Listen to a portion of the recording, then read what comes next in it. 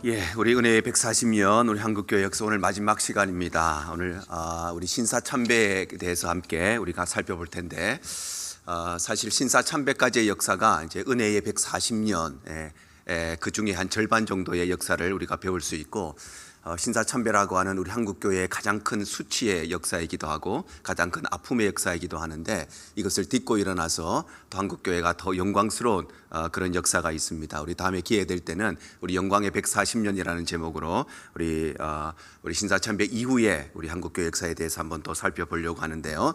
자, 지난 시간에는 우리 노회와 총회가 설립되어지고 또 초창기 우리 해외 선교에 대해서 함께 살펴봤습니다. 우리 한국교회는 교단이 설립될 때부터 선교의 사역을 시작했습니다.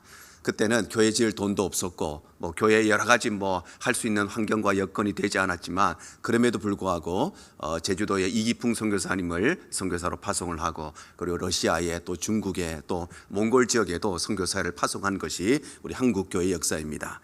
자, 오늘은 우리 한국교회와 신사참배라는 제목으로 좀 살펴볼 텐데요. 먼저 우리 신도라고 하는 것을 먼저 좀 살펴봐야 되겠습니다. 자, 신도의 본질인데요. 자, 신도가 무엇인가? 신도의 정의에 대해서 먼저 좀 살펴보겠습니다. 자, 신도라고 하는 것은 일본인들의 정신생활의 기본이 되는 일본 고유의 사상을 신도라고 부릅니다. 우리 한국에도 토속신앙이라는 것이 있지요. 그래서 산신령을 믿기도 하고 또 삼신할매를 믿기도 하고 늘 정한수 또 놓고 기도하는 그런 토속신앙이 있는 것처럼, 일본인들의 고유의 사상이고 일본인들의 토속신앙이 바로 신도라고 할 수가 있겠습니다. 자, 그리고 이 신도라고 하는 것은 고대 일본인들이 신에 대한 신앙과 제사의식에서 시작된 것이 바로 이 신도라고 하는 것입니다. 그래서 아주 옛날부터 일본 사람들이 신에 대한 갈망을 가지고 개인적인 신앙 차원에서 바로 이 신도라는 것이 시작이 되었습니다. 자, 그러다가 그 이후에는 신화적 인물이나 또 일본 역사의 그런 역사적 영웅들을 신사의 봉제해서 숭배하기 시작합니다. 자, 우리 한국에도 단군 신화가 있죠. 단군 신화, 역사적으로 증명할 수 없는 신화적인 인물인데, 그럼에도 불구하고 우리가 옛날에 10월 3일이면 개천절을 했습니다. 개천절. 지금도 한국의 개천절이 쉬는 날인지 모르겠습니다만은, 개천절이라고 하는 것은 그야말로 단군이 한국에 나라를 세운 날을 개천절이라고 해서 역사적으로 증명이 안 되는데도 불구하고 신화적인 인물을 통해서 개천절을 그렇게 지키기도 하고, 또 우리 그 강화도에 가면 참성던이라고 해서 단군에게 제사를 지내는 그런 단도 있는 것처럼, 이제 이 신도라고 하는 것이 일본 사람들의 개인적인 신앙의 영역에서 이제는 역사적으로 아주 영웅들을 섬기는, 신사의 봉제에서 섬기는 공동체의 신앙으로 발전하게 되었다는 것입니다. 자, 그러다가 이제 천조 대신을 국조신으로 섬기면서 천황을 현인신으로, 천황이라고 하는 사람을 현재의 살아있는 신으로 섬기는 민족 종교로 발전되게 된 것이 바로 신도라고 하는 것입니다. 그래서 이 신도라고 하는 것은 어떤 특정한 종교를 말하는 것이 아니고 일본 사람들이 믿는 그들만의 어떤 특별한 신앙을 바로 이 신도라고 부르는 것입니다. 자, 그러다가 이제 신도와 이 군국주의가 이제 합해지는 역사가 있게 되는데요. 자, 일본이 1868년에 메이지 유신을 단행하게 되죠. 메이지 유신을 통해서 이 신도가 국가 종교로서 발전하게 됩니다. 자, 신도가 처음에는 개인적인 신앙에서 그리고 공동체적인 신앙으로 발전했다가 이제는 국가적인 신앙으로 발전하게 되는 것입니다. 그래서 메이지 천황을 중심으로 해가지고 이제 온 나라가 중앙 집권적인 국가를 이루고 근대화를 이루는 것이 우리가 소위 말하는 메이지 유신이죠. 그래서 우리가 구사 시간에 배웠던 것이 탈아 입구, 이렇게 해서 아시아를 벗어나서 입구, 구라파에 들어가는, 즉 아시아에서 어떤 저급한 문화와 저급한 경제력을 뛰어넘어서 구라파와 같은 선진국의 대열에 들어가기 위한 것이 바로 메이지 유신인데, 이 일을 하려면 구심점이 필요했던 것입니다. 그래서 누구를 중심으로 할 것인가? 천황이라고 하는 사람을 중심으로 해서 이 모든 것들이 시작되면서, 그래서 국가와 이 신도가 이제 합해져서 국가 종교로 발달하게 되는 것입니다. 자, 그래서 이때부터는 어떻게 되느냐 하면 일본 천황을 절대적인 신의 현현으로 이해하게 됩니다. 일본 천황을 사람으로 생각하는 것이 아니라 살아있는 신, 현재 존재하는 신으로 이렇게 생각하기 시작했다는 것입니다. 자, 그러면서 천황 숭배를 통해서 내부적인 결속을 하고 공동체 의식을 확립하게 됩니다. 천황이라는 한 사람을 신격화해서 그래서 이 사람을 중심으로 해서 온 나라가 하나가 되게 만들고, 그래서 이 공동체를 통해서 우리가 더 발전하고자 했던 것이 바로 메이지 유신을 통해서 시작된 신도와 군국주의가 합해지는 것입니다. 자, 그러면서 이제 전국에 12만 개의 신도를 만듭니다. 12만 개. 지금도 북한 땅에 가면 뭐 김일성, 김정일 우상 이게 형상 만드는 것이 전국 각지에 다 있습니다. 어디를 가든지 그것이 다 있는 것처럼, 자, 일본에도 12만 개라고 하는 어마어마한 숫자의 이 신도를 만들어서 중앙 집권적인 우리나라를 만들기 시작하는데, 가장 대표적인 이 신사가 있습니다. 여기 오사카에 있는 이세 신궁이라고 하는 가장 일본에서 유명한 신궁 중에 하나이고, 야스쿠니 신사 우리가 뉴스에서 많이 듣죠. 전범들이 묻혀 있기도 하고, 이 신사가 12만 개 일본 전국에 퍼져 있는 신사들 중에서 가장 유명한 그런 신사들입니다. 그래서 일본인들의 신앙의 중심이 되고 또 삶의 중심이 되고 나라의 종교적인 중심이 되는 것이 바로 이 신사가 됩니다. 자, 그래서 일본이 우리나라를 이제 정복하게 되면서 한국 땅에도 이 신사들을 만들기 시작합니다. 신사. 자, 처음에는 1898년에 한국 사람들이 아니고 한국 땅에 사는, 한반도에 사는 일본 사람들, 즉 자국민들을 위해서 남산공원에 경성신사를 설립합니다. 그래서 이것은 한국 사람들이 아니고 이제 일본 사람들을 위해서 경성신사를 설립하게 되는데, 남산의 높은 곳에다가 이제 신사를 만들어 놓았습니다. 저 때까지만 해도 한국에 고층 건물이 전혀 없던 때였습니다. 그래서 아주 높은 곳에 지어서, 이것이 높은 곳에 짓는다는 것은 이것이 가장 상위의 개념이라는 것을 말하는 것입니다. 그래서 예전에도 한번 말씀드렸듯이 명동성당이 지대가 높은 곳에 지으면서 한국 정부와 아주 갈등을 맺은 적이 있습니다. 그래서 전부 다 궁궐을 내려다보는 곳에 있기 때문에 그런 곳에는 공사허가를 해주지를 않았는데, 일본이 이제 저쪽 남산공원 위쪽에다가 높은 곳에, 그러니까 궁궐도 내려다보고 모든 한국 땅을 내려다보는 곳에 저 신사를 만들게 됩니다.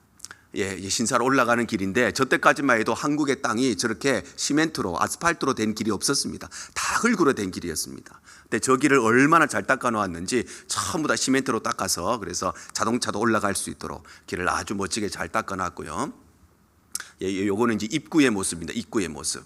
저 계단을 지금도 저렇게 계단을 만들면 굉장히 멋있는 그런 계단이죠. 근데 지금으로부터 한 100여 년 전에 저런 계단을 만들어서 이 신사를 굉장히 신격화 만들고, 이것을 통해서 이제 한국의 모든 문화를 뿌리 뽑고 일본의 군국주의와 이 신사를 하나로 통합시키려고 하는 작업들을 계속해서 해왔던 것입니다. 이것은 이제 경성신사 전체를 내려다보고 있는 모습입니다. 건물이 이렇게 신사라고 하는 것이 한 개의 건물로 된 것이 아닙니다. 단체로 돼 있어서 마치 우리 교회에도 본당도 있고 뭐 교육관도 있고 식당도 있고 여러 가지가 있는 것처럼 경성신사도 굉장히 큰 신사이고, 자, 그 중에서 이제 여기 보는 것이 우리로 말하면 본당 같은 건물입니다. 가장 정전이 되는 경성신사의 건물이고요. 지금은 이제 경성신사가 다 없어지고, 지금은 그 터에다가 지금은 숭의여대가 있는 자리가 바로 그 자리가 되겠습니다. 그러다가 이제 한일 합방 이전까지 전국의 주요 도시에 42개의 신사를 만들면서 일본 사람들뿐만 아니라 한국 사람들도 신사에 가서 참배하도록 그렇게 만들기 시작을 하게 됩니다.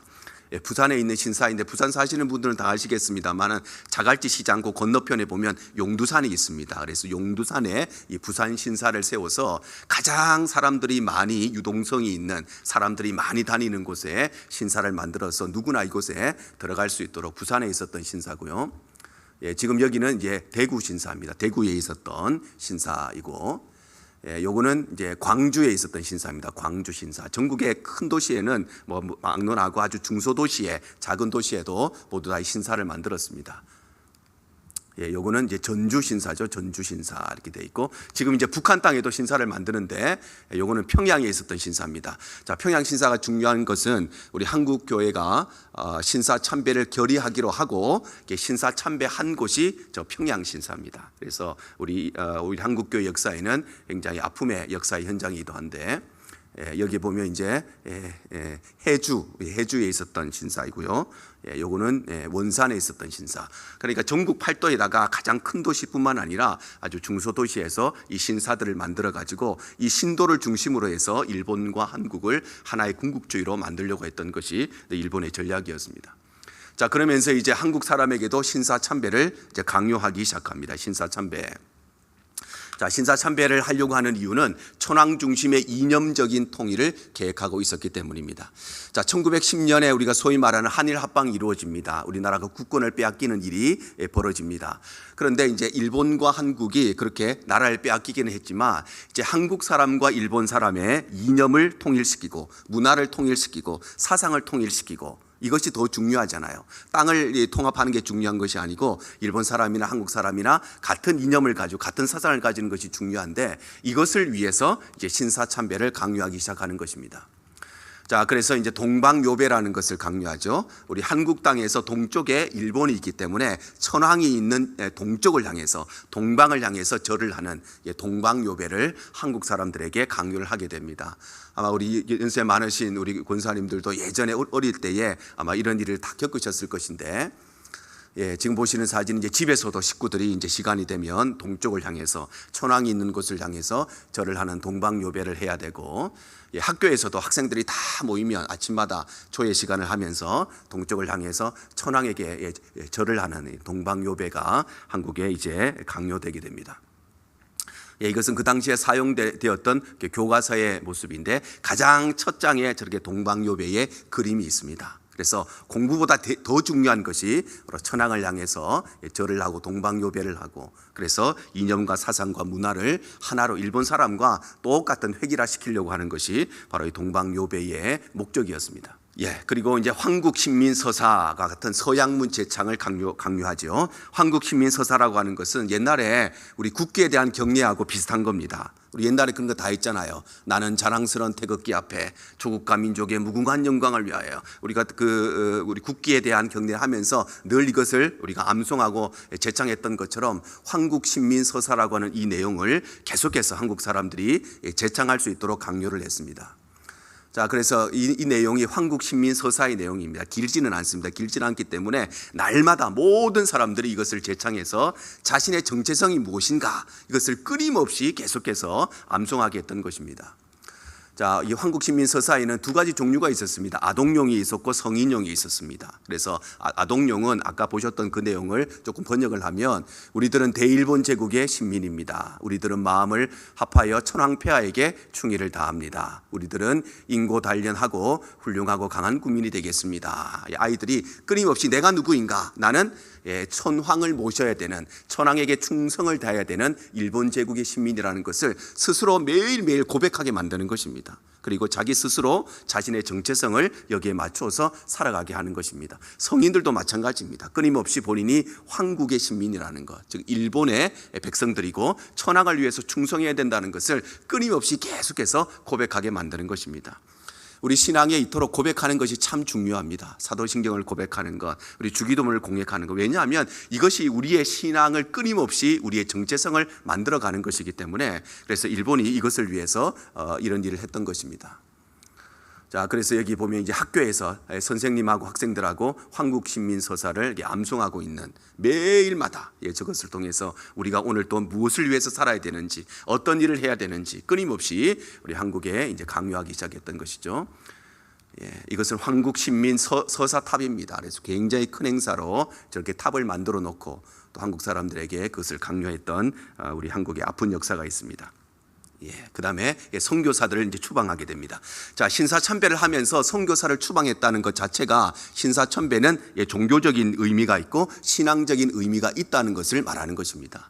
만약에 신사참배가 종교적인 의미가 없고 그냥 국가에 대한 의례, 국기에 대한 의례라고 하면은 선교사들을 추방할 이유가 전혀 없는 것이지요.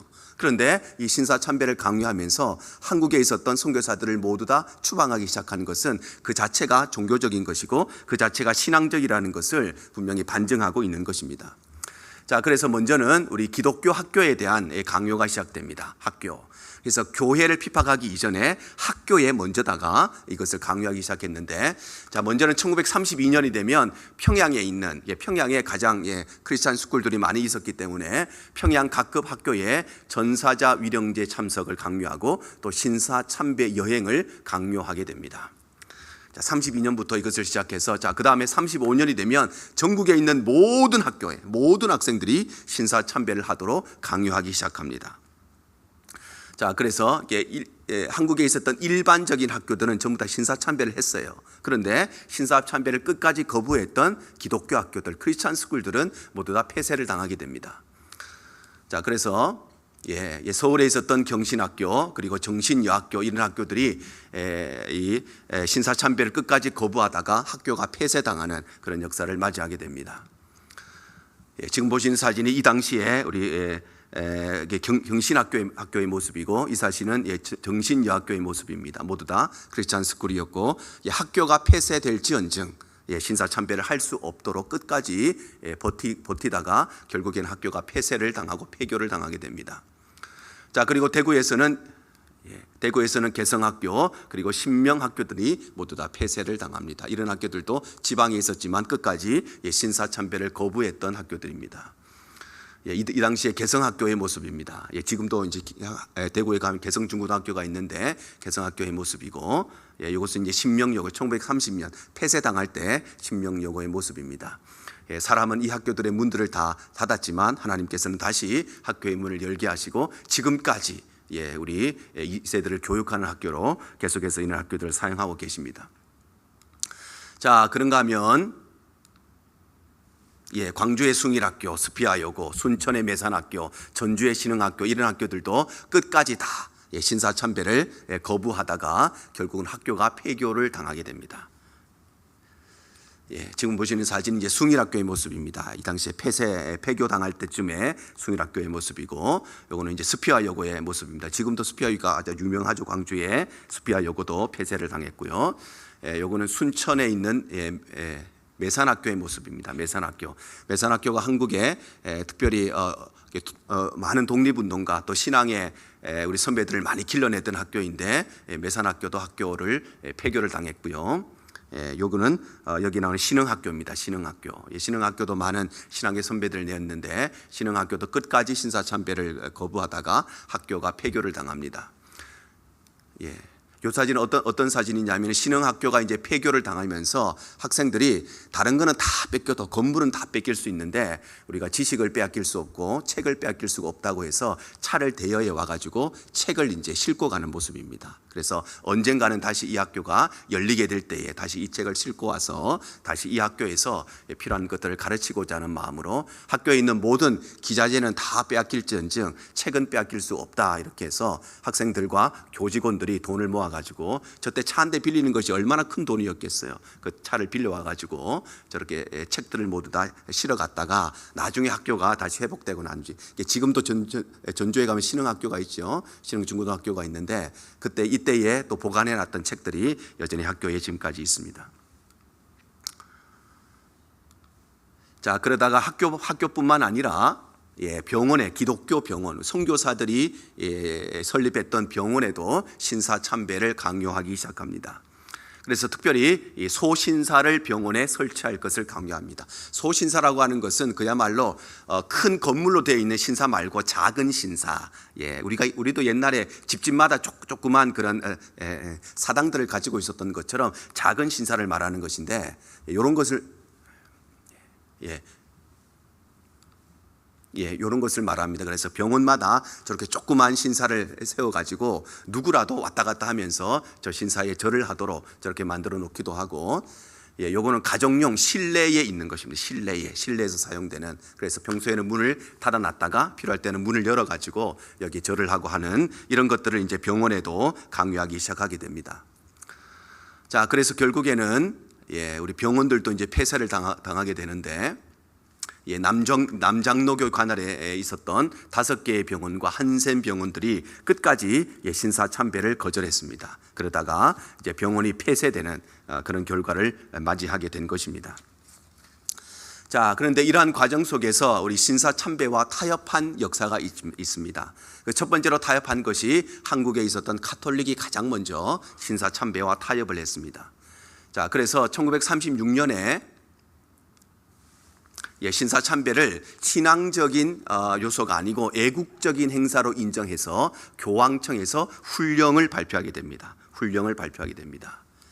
자, 지금 보시는 사진, 이 그림이 이제 교황청에서 한국에 있는 천주교에다가 내려놓은 훈령입니다. 훈령. 그래서 이 신사 참배는 신앙적인 것이 아니고 마치 국민 의례와 같은 국가적인 행사이기 때문에 가톨릭 교인들은 모두 다 신사 참배에 동참해라, 이렇게 훈령을 내렸던 것입니다.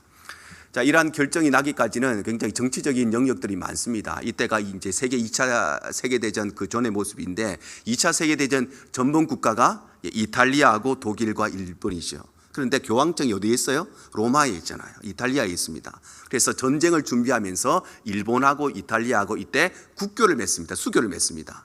그러면서 서로에게 필요한 것을 이제 주고받고 하는 과정 속에서 이제 이탈리아에 있던 로마가 일본에게 요구한 것 중에 하나가 이제 한국에 있는 이런 모든 부분들, 신사 참배, 일본이 이탈리아에 요구한 것도 마찬가지로 여기에 있는 우리 가톨릭이 신사 참배를 허용해 줄 것을 정치적인 타협을 하는 것입니다. 그래서 교황청에서 한국에 있던 가톨릭 교회에 훈령을 내려서 가톨릭 신자들은 모두 다 이 신사 참배에 함께 참여하도록 이렇게 훈령을 내렸던 것입니다. 예, 지금 보시는 사진이 이제 일본 사람들이 이제 그 당시 한국에 있던 신부님을 찾아가서 모든 것들을 이제 다 이제 극적으로 타결을 하고 서로 인정하기로 했던 사진이고요.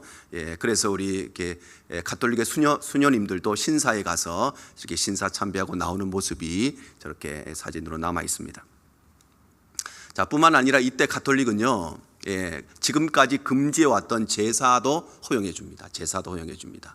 자, 한국에 가톨릭이 들어온 이후에 제사를 금지시켰습니다. 제사라고 하는 것은 조상을 섬기는 것이고 하나님을, 천주를 섬기는 본인들의 신앙과 다르다고 생각했기 때문에 그래서 금지해 왔는데 이 신사 참배를 허용하면서 가톨릭이 제사를 수용하게 됩니다. 그래서 지금까지 가톨릭은 제사를 계속해서 하고 있습니다. 이것이 이제 교황청에서 내려온 교령 중에 하나입니다. 그래서 가톨릭 신자들은 제사를 지내도 된다라고 하는 훈령을 이때도 내렸던 것입니다. 자, 그래서 지금도 어떤 곳에 가면 저렇게 이제 제사상을 차려놓고 신부님부터 절합니다. 절하면서 가톨릭 신자들이 모두 다 이제 제사에 참여하게 되고요.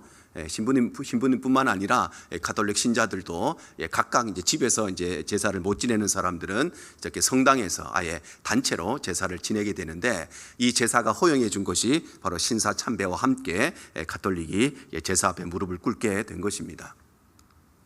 자, 감리교회도 이제 수용을 하게 되는데 1937년에 감리교 해외 선교부의 실행위원회가 신사 참배를 수용합니다. 감리교가 먼저 수용했습니다. 물론 뭐 얼마 시간 차이는 안 납니다만은 감리교회가 수용하게 되는데 이 일에 앞장섰던 사람이 요 사진이 이제 1937년 사진인데 여기에 보시면 중간에 있는 분이 양주삼 총리사라고 하는 감리교 목사님입니다. 이분이 감리교회가 신사 참배를 하게 만든 가장 앞장섰던 분이 이 양주삼 총리사라고 하는 분인데요. 자, 그리고 이제 38년이 되면 총리사, 우리 장로교회로 말하면 총회장에 해당되는 사람입니다. 교단 전체를 대표하는 사람인데 이 당시에 감리교 전체를 대표했던 총리사였던 양주삼 목사의 명의로 전국교회에다가 선언을 합니다. 우리는 신사참배를 종교적인 것이 아니고 국민의례로 생각해서 감리교인들은 모두 다 신사참배에 참여할 것을 그렇게 전국교회에 선언하게 되는 것입니다. 자, 이것이 이제 그 당시에 이제 총회록입니다. 총회 회의했던 기록들이 남아 있는데 여기는 이런저런 해서 우리는 신사참배에 함께 동참한다 이렇게 결정한 아주 슬픈 기록이 여기에 남아 있습니다. 그리고 이것은 신문인데요. 세 사람 중에 제일 오른쪽에 있는 사람이 아까 보셨던 양주삼 총리사라고 하는 사람입니다. 그래서 이 사람이 이제 전국교회에다가 우리는 신사참배 같이 한다라고 하고 난 뒤에 신사에 가서 참배를 합니다. 그리고 그것이 이제 신문에다가 대문짝하게 이렇게 나 있습니다. 이제 감리교회가 신사 참배했으니까 아직까지 해야 되나 말아야 되나 이렇게 고민하는 사람들, 니네도 다 해야 돼, 이것을 압박하기 위해서 신문에 이렇게 기사까지 냈던 것입니다. 자, 장로교회도 마찬가지입니다. 자, 장로교회는 맨 처음에 캐나다 장로교회가 최초로 신사 참배를 국민 의례로 수용하게 됩니다. 한국에 와 있었던 여러 가지 장로교단 교파 중에 캐나다 장로교회가 가장 먼저 신사참배에 무릎을 꿇게 됩니다. 자, 그리고 두 번째로는 우리 지금의 대한예수교 장로회, 그 당시에 조선예수교 장로회인데 38년 2월 달에 이제 각 노회마다 노회를 합니다. 2월 달에 노회를 하고 가을에 이제 9월이 되면 총회를 했는데 2월 달에 있었던 노회에 그 당시에 우리 장로교회 안에 23개의 노회가 있었습니다. 근데 23개 중에 17개의 노회가 신사참배를 결의를 했습니다. 끝까지 우리는 죽어도 신사참배를 할 수 없다라고 하는 교단은 5개밖에 안 됐습니다. 17교가 이미 신사참배를 결의하게 되고요. 그래서 그 해에 이제 가을에 9월 달에 총회를 하게 되는데 총회에서 우리 장로교단도 신사참배에 동참하겠다 이렇게 결의를 내리게 되는 것입니다.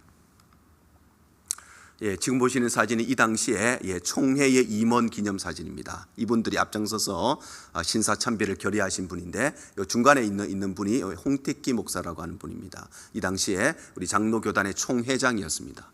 우리 교단을 대표하는 분이었는데 대표하는 분들이 가장 앞장서서 신사참배를 수용했고요. 옆에 있는 분이 김길창 목사라고 하시는 분인데 홍택기 목사님이 그 당시에 총회장이고 길길창 목사가 부총회장이었습니다. 그래서 우리 교단을 대표하는 총회장과 부총회장이 앞장서서 우리도 신사참배 그것을 같이 하겠다 이렇게 결의를 한 것입니다. 자, 이것이 그 당시에 이제 회의록입니다. 회의록. 이런 회의록이 없으면 그나마 우리의 아픈 역사가 좀 덮일 수가 있겠는데 다 회의록이 정말 빼도 박도 못하게 우리가 신사참배를 하겠다 이렇게 결의한 내용이 회의록에 남아 있습니다. 그 회의록에 어떤 내용이 있느냐 하면요. 여기 보시면 신사는 종교가 아니요. 종교가 아니라고 선포를 합니다. 자, 그리고 기독교의 교리에 위반하지 않는 본의를 이해하고 신사참배가 애국적 국가의식임을 자각해서 이에 신사참배를 솔선 여행할 것을 결정을 합니다. 그리고 추후 국민정신 총동원에 참여하여서 비상시국하에서 총후 황국시민으로서 적성을 다하기로 기함. 그래서 우리 한국의 장로교회도 신사참배하는 것은 종교적인 행위가 아니고 신사참배는 애국적인 나라를 사랑하는 국가적인 의식이기 때문에 우리 장로교인들이 앞장서서 솔선수범해서 신사참배를 할 것을 이렇게 결의를 하게 된 것입니다. 자, 이런 총회 과정 속에서요, 우리 주기철 목사님이나 이기선 목사님, 김선도 목사님 이런 분들은 신사참배를 반대하신 분들이죠. 그러니까 이분들이 총회에 와서 반대합니다 이런 의견을 제시하지 못하도록 미리 사전에 검속 작업을 모두 다 해놓게 됩니다. 여기 보시는 분들이 이제 주기철 목사님, 이기선 목사님, 김선도 목사님 이런 분들입니다. 이런 분들이 이제 노회를 대표해서 이제 총회에 참석하게 되는데 이분들은 벌써 신사참배, 우리가 죽으면 죽었지 절대 신사참배를 할 수 없다 이렇게 주장을 해왔던 분들입니다. 그러니 만약 총회에 와가지고 이런 분들이 절대 안 됩니다 끝까지 반대하면 신사참배를 결의할 수가 없었기 때문에 그래서 이런 분들이 미리 참석하지 못하도록, 발언하지 못하도록, 손들지 못하도록 다 꾸며놓고 총회를 시작하게 된 것입니다. 주기철 목사님이 끝까지 신사참배를 반대하다가 우리나라의 광복을 보지 못하고 44년에 소천하셔서 이 장례식의 모습입니다. 주기철 목사님의 신앙이 일사각오의 신앙이죠. 죽으면 죽었지 하나님 외에 다른 것에 절할 수가 없고 너무나 당연한 우리 신앙이 아니겠습니까? 그거는 좋은 신앙이 아닙니다. 당연한 신앙입니다. 하나님 외에 다른 것에 절하지 않는 것, 하나님 외에 다른 것을 숨기지 않는 것, 당연한 것이 당연하지 않는 시대가 바로 이때였고 오늘날의 시대도 마찬가지죠. 당연한 것이 당연한 것이 아닌 것, 하나님의 말씀이 하나님의 말씀이 아니라 내 마음대로 내 식대로 다 해석해서 신앙생활을 하는 것이 오늘날의 시대인데 어쩌면 오늘날의 시대도 우리가 제2의 신사참배의 시대를 살아가고 있는지도 모릅니다. 자, 그러던 중에 총회장이었던 이 홍택기 목사라고 하는 분이 주도해서 이 모든 일들을 처리하게 됩니다. 홍택기 목사님. 그 이름이 역사에 남아 있습니다. 여러분, 오늘날 우리가 선택하는 모든 일들도 마찬가지 아니겠습니까? 우리의 역사에 남을 것이고 우리 자녀들의 생각과 그리고 그들의 기억 속에 남게 될 것입니다. 지금 조금의 이익을 위해서, 지금 조금의 유익을 위해서 잘못된 선택을 하면 우리 평생에, 아니 자손만대에 참으로 슬픈 역사의 주인공이 되고 마는 것입니다. 여기 보시면 이분이 홍택기 목사입니다. 이름도 남아있고 사진도 남아있고 무슨 일도 했는지 다 남아있습니다. 얼마나 부끄러운 일입니까? 물론 이분이 한순간에 잘못된 선택을 했지만 물론 목사님이었으니까 구원은 받았겠죠. 천국 갔겠죠. 그런데 천국에서도 하나님 앞에서 얼마나 부끄러울 것이고 그의 후손들이 얼마나 부끄럽고 우리 한국교회의 수치라고 생각하는 그런 일들을 하고 말았던 것입니다. 자, 그러면서 박응률이라고 하는 사람이 안건을 상정하고 박임연이라고 하는 사람이 동의하고 기린섭이라고 하는 사람이 제청하도록 사전에 계획을 했습니다.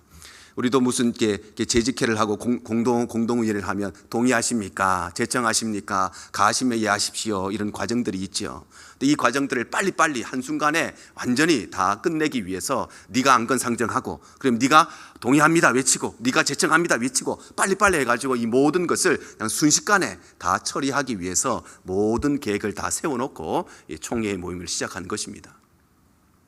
자, 그리고 결의한 이후에 부총회장이었던 길기창 목사와 노회를 대표하는 23명의 노회장들이 평양 신사에 가서 직접 참배를 합니다. 자, 그러니 우리는 어쩔 수 없이 이걸 해야 된다 그냥 결정만 한 것이 아니라 실제로 목사님들이 가장 앞장서서 신사 앞에 가서 절을 하고 하나님이 아닌 다른 것에 엎드려 절을 하는 신사 참배를 하게 되는 것입니다. 여기 보시는 이제 분들 중에 요분이 부총회장이었던 김길창 목사입니다. 그래서 우리 총회가 모두 끝나고 우리가 결정했으니까 신사에 가서 참배하자 이분을 중심으로 해서 각 노회를 대표하는 23명의 노회장들이 평양 신사에 갑니다. 평양 신사, 평양에 있었던 신사에 가서 저렇게 절을 하는 모습이 조선일보에 실려 있습니다. 조선일보에. 우리가 그냥 옛날에 그랬다고 하더라 라고 하는 것이 아니라 이것을 전국에 다 알리기 위해서 일부러 목사님들이 저렇게 신사에 절을 하는 모습을 사진으로 딱 찍어서 그것도 절하는 그 순간에 딱 찍어가지고 역사의 길이길이 지금까지 남아 있습니다. 지금 우리의 선택도 이런 선택이 되지 않도록 지금 나에게 이익이 될 수 있지만 잠깐의 유익이 될 수가 있지만 이것이 하나님 앞에 옳은 일인가 그것을 우리가 판단해야 되는 것입니다.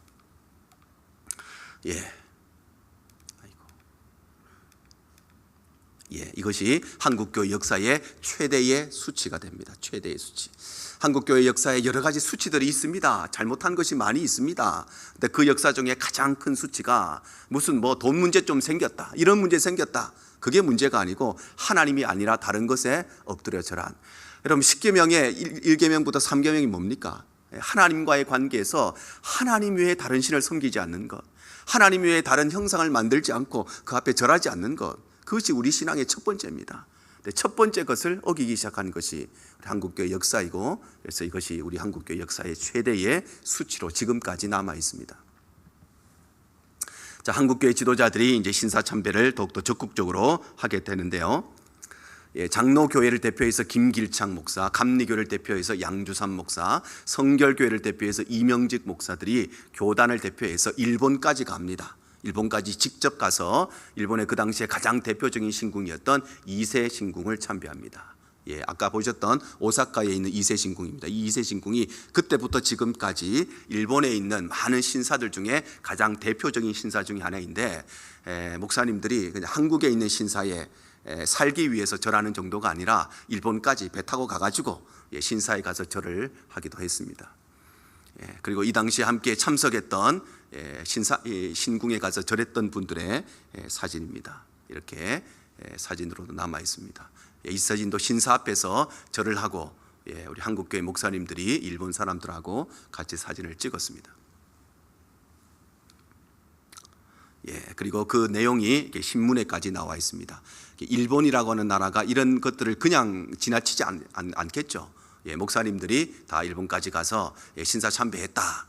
그러니 누구라도 이것은 다 해야 되는 것이고 그래서 끝까지 지금 안 하려고 하는 사람들 빨리 생각을 바꿔서 같이 신사 참배에 참여해라 또 압박하기 위해서 이렇게 신문에까지 계속해서 이렇게 보도를 하게 됩니다. 자, 그리고 국민정신총동원, 조선야수교 장로의 연맹을 결성을 합니다. 물론 일본의 압박이 있었습니다. 그런데 국민정신총동원이라고 하는 장로교 연맹을 만들어서 적극적으로 교단 차원에서 이 일을 하도록 만들었던 것입니다. 자, 그래서 부여신궁 어조영 근로봉사대를 교회가 조직합니다. 그리고 신사를 건립하는 데 함께 참여합니다. 신사에 가서 절하는 정도가 아니라 신사를 만드는 일에 더욱더 교회가 공동체적으로 마음을 다해서 신사 창립에 신사 건립에 참여를 하게 되는 것입니다. 그 당시에 교회에서 차출되어서 목사님들 또 젊은이들이 신사 참배를 건물을 짓는 데에 그렇게 동원된 모습이 이렇게 남아 있습니다. 자, 그리고 친일파 목사들이 이제 조선혁신교단이라고 하는 것을 교단을 만듭니다. 우리 장로교단이 이때도 이때 해산을 당합니다. 그래서 친일파 목사들이 모여서 없어진 교단을 대신해서 조선혁신교단이라고 하는 새로운 교단을 만듭니다. 그리고 적극적으로 신사참배에 앞서게 되고, 그리고 일본의 어용단체로서 이 일이 오랜 시간 동안 우리 교회의 수치이기도 하고 우리 한국 교회 역사에 아주 아픈 역사이기도 합니다. 자, 감리교회와 장로교회는 이 신사 참배에 굴복하고 말았습니다. 그런데요, 침례교회하고 성결교회는 끝까지 버텼습니다. 이 두 개의 교단은 참 우리가 본받아야 될, 우리는 모두 다 장로교회의 교인들이고 저도 장로교회 목사입니다만은 우리 성결교회와 침례교회 두 개의 교단은 끝까지 신사참배를 거부하다가 교단이 해산을 당합니다. 강제적으로 해산을 당합니다. 우리 장로교회도 그랬어야 했습니다. 끝까지 버티고 해산을 당하면 해산을 당해야 했지, 신사참배를 함으로써 하나님 앞에 하나님 외에 다른 것을 섬기는 그런 아픈 역사를 가지고 말았던 것입니다. 여러분, 오늘날도 우리의 신앙을 잘 살펴보아야 됩니다. 이게 신사참배한 사람이 할 말이 없겠어요? 할 말 다 있습니다. 왜 그럴 수밖에 없었는지 이유 다 있습니다. 어쩔 수 없이 그렇게 할 수밖에 없었던 그들만의 핑계와 정당화할 수 있는 논리가 다 있습니다. 하지 않으면 우리도 죽고 자식들 다 죽는데, 그래서 두보 한 번 전진하기 위해서 우리가 잠시 두 발 뒤로 뺐다, 뭐 그런 말을 다 할 수 있겠지요. 그런데 우리의 삶이 아니라 우리의 신앙의 영역에는 타협이 없는 것입니다. 여러분, 주기철 목사님 왜 죽었습니까? 주기철 목사님도 절 한번 하고 살면 되지 왜 죽었을까요? 그것이 우리의 신앙이기 때문에 그런 것입니다. 오늘날도 우리의 신앙이 일사각오의 신앙이 되어서 우리의 이익과 유익을 따라가는 그런 신앙이 아니라 정말 하나님 외에는 우리에게 섬길 분이 없다는 것, 하나님 외에는 우리의 찬양과 경배를 받을 분이 없다는 것을 죽음으로써 목을 내어놓고 섬기는 것이 우리 기독교 신앙인 것입니다. 우리 대형의 모든 성도들이 우리 한국교회 신앙을 잘 이어받아서 무슨 일이 있어도 핑계대지 아니하고 무슨 일이 있어도 합리화하지 않고 오직 하나님만 섬기는 우리 대형의 모든 성도들 되시기를 주님 이름으로 축복합니다. 이 시간 같이 한번 기도합니다.